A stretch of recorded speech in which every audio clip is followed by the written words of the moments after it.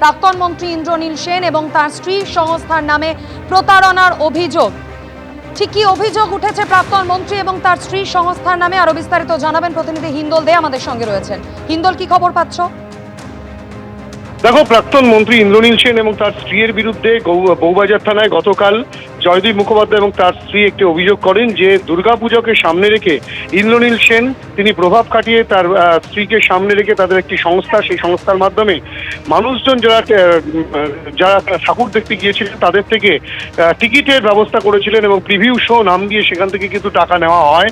এবং তাদের যেটা বক্তব্য যে বেশ লক্ষ লক্ষ টাকা কিন্তু এখানে প্রতারণা করা হয়েছে, মানুষজনের থেকে টাকা তোলা হয়েছে। এবং তারই পরিপ্রেক্ষিতে বিগত যে সরকার, সেই সরকারের আমলে তারা অভিযোগ করতে ভয় পেয়েছিলেন, কেননা তাদের অভিযোগ নেওয়া হয়নি।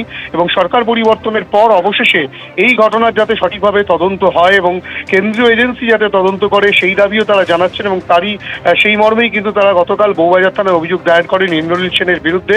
পাশাপাশি তার স্ত্রীর নামেও কিন্তু অভিযোগ দায়ের হয়েছে এবং তাদের একটি সংস্থা রয়েছে, সেই সংস্থার নামে অভিযোগ দায়ের হয়েছে। এবং তারা যেটা বলছেন, অভিযোগকারীরা যেটা অভিযোগ করছেন যে ইউনেস্কোর নাম ভাঙিয়ে তারা কিন্তু এই ঘটনা ঘটিয়েছে এবং আর্থিক তছরূপ করেছে, আর্থিক প্রতারণা করা হয়েছে সাধারণ মানুষজন যারা প্রতিমা দর্শনে গিয়েছিলেন তাদের সঙ্গে। এবং সেই কারণেই তারা তদন্ত চান এবং সেই তদন্ত যাতে হয় সেই কারণেই বউবাজার থানায় তারা অভিযোগ দায়ের করেছেন ইন্দ্রনীল সেনের বিরুদ্ধে।